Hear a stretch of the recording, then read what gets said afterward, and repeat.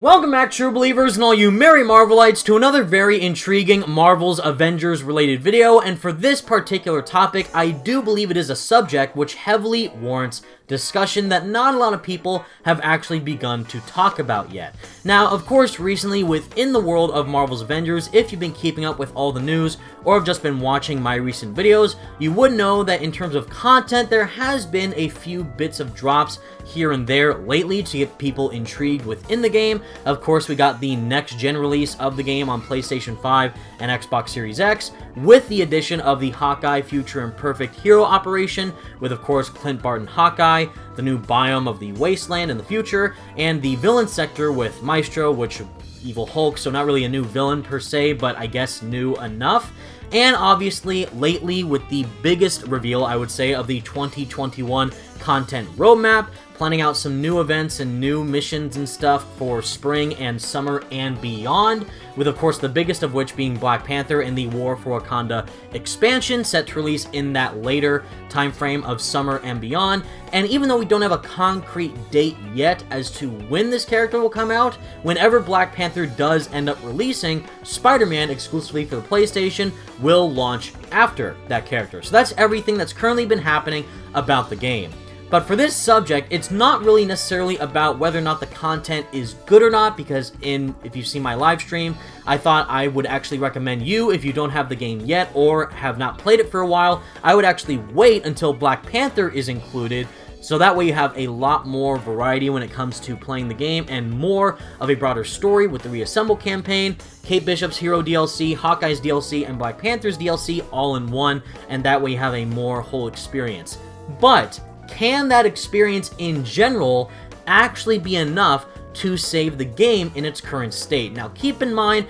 Marvel's Avengers is a massive AAA live service game. That is the key word right there, is that Marvel's Avengers, unlike another superhero game like Spider-Man PS4, where that game is more of the single-player, story-driven, open world-oriented type of experience, similar to another superhero game like that of the Batman Arkham franchise, Marvel's Avengers is similar to other live service games like that of Destiny, Anthem, and so on. And that is where the massive problem is for this game, considering how the player base is really lackluster, to say the least. And the newest edition of Hawkeye hasn't really garnered a whole lot of attention amongst the general community, because it's not as massive as another character like that of Black Panther or Spider-Man. And in general, for live service games, the key component to keep players invested in the game, to keep playing it continuously, is of course endgame content. And Marvel's Avengers is a title which lacks that in spades. Especially considering that this game is solely based on one of the most beloved properties of all time with, of course, Marvel Comics,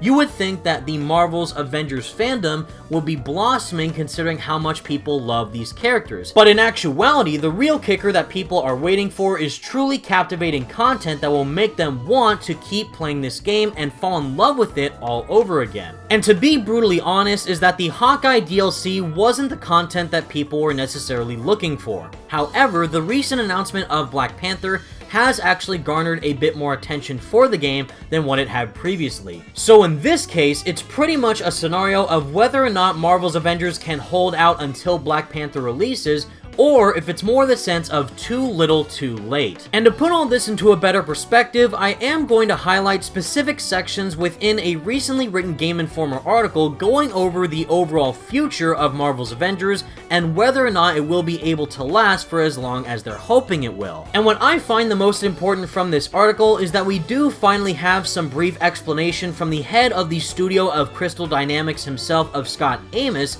describing exactly why it took them so long to actually include any content at all within Marvel's Avengers. But as for whether or not his statements provide any bit of reassurance is another matter entirely. So to begin, while Scott Amos asserts that he and the team of Crystal Dynamics are proud of what it has accomplished, he's under no illusion that it was a perfect launch. The studio looked at the number of fixes that needed to go into the game shortly after release and made the decision to pull everyone away from what they were working on, delaying new content and features. The decision was made to focus on fixing the game first, then focusing on features so that the team, when it was ready to develop and deliver new content, was doing so on top of a sturdier foundation. And as Scott Amos iterates, we were humbled at launch. We are absolutely dedicated to delivering the game that fans want and deserve. We believe in this, and we believe in what this game could be, so we're committed to making it right. And after said launch occurred, Crystal Dynamics monitored its community, as well as the media that covers the game, and worked to parse through what needed to be prioritized. And with a statement that I feel like we've heard one too many times before with other live service games like this one, we listen. We really do, as Scott Amos says. We hear what you guys are saying, we hear what the press is saying, and we hear what the media is saying. It's our job to take all of that, process that, good and bad, and we're going to say, how do we use that to help adjust our philosophy? And moving on to what I believe to be the most important element of this article as a whole is when it states, while Crystal Dynamics learned a lot from putting out and supporting an ambitious living game like Marvel's Avengers, it also follows in the footsteps of other living games that suffered under lackluster launches. Destiny and Anthem are two perfect divergent examples of how games can respond to lukewarm launches. With Destiny still going strong to this day, while Anthem's announced rework was recently completely shut down by developer BioWare. And as Amos elaborates further, we studied those games before we even launched, while we were building this one, and certainly you can see the hallmarks of certain things they do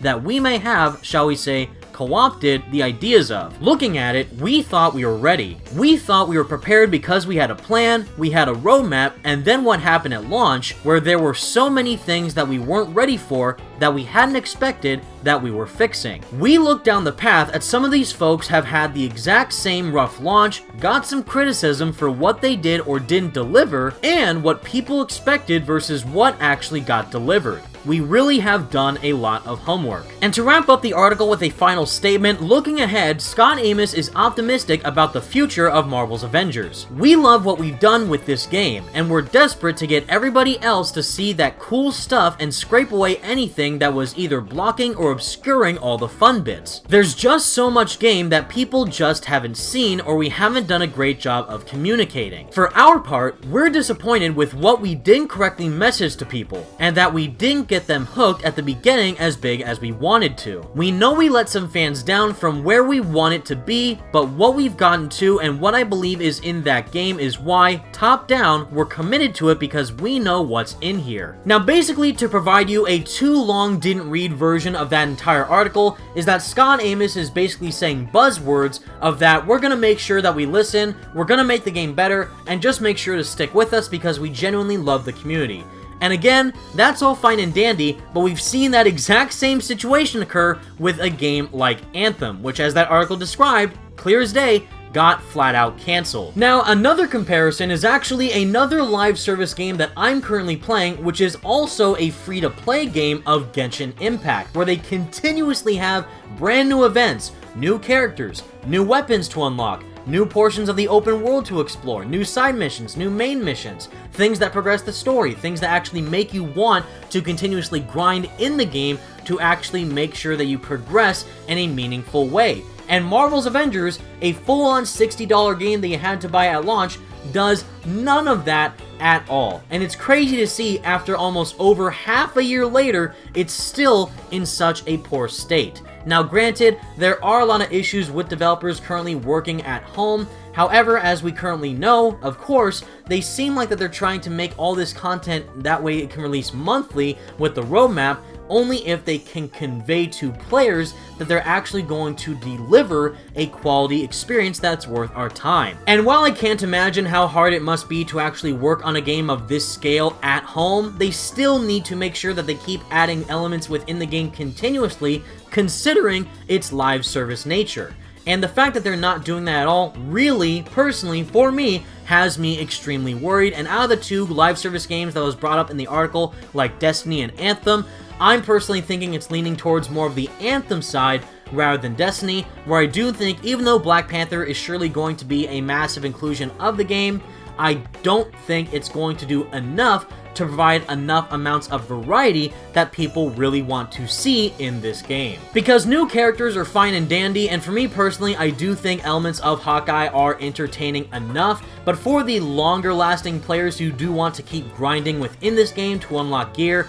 and different artifacts to make their builds more intriguing and different enough, they really do need endgame content to provide them with that huge amount of variety that will make the game feel different amongst every other live service game. And like I stated previously, even though this is a massive Marvel property that should be printing money like crazy, the fact of the matter is I do think all of this, what Scott Amos is saying, and the roadmap that they have provided is pretty much too little too late for where it stands right now. And in fact, if you have been keeping up with the latest Marvel Games updates, they are currently looking for a brand new director of production to work on future projects. Now, what that tells me is that they know full well that Marvel's Avengers isn't cutting up to snuff that they really want it to. And in fact, they're going to shift the focus to either, of course, Marvel's Spider-Man 2 with Insomniac Games and the PlayStation deal, or again, the multi-year, multi-game partnership that Marvel Games has with Square Enix to instead shift focus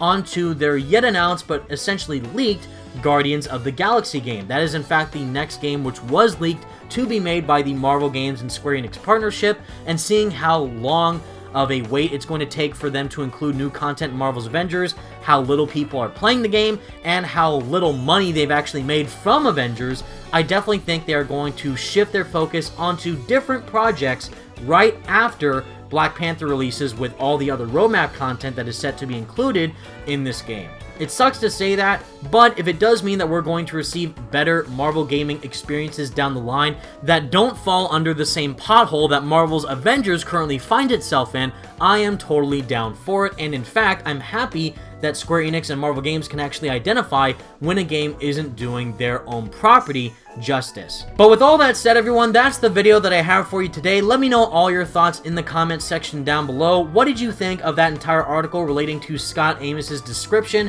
as to why Marvel's Avengers is in its current state, even though he said he did research about previous live service games in the past, and even knowing that, they still launched the game as the buggy mess it was, which still has yet to fix numerous amount of bugs that are still currently found within the game as of right now. So I don't really necessarily believe most of his statements at face value, seeing that the game pretty much says otherwise, but I'm still keeping my fingers crossed. I love Marvel and Marvel games, and I hope that this game can turn around. But given everything that we do have right now, I'm just looking at it realistically, and sad to say, I do think sooner or later it might get the same treatment that Anthem did. But if that means that we can get better games down the line instead of what we currently have now with Marvel's Avengers, then I'm all for it. But with all that said, everyone, thank you all so much for watching. Let me know all your thoughts in the comments section down below. Leave a like on the video and subscribe to the channel if you did enjoy and want more content like this. And until next time, everyone, stay spectacular, Spidey fans, and stay merry, Marvelites, and of course, peace out.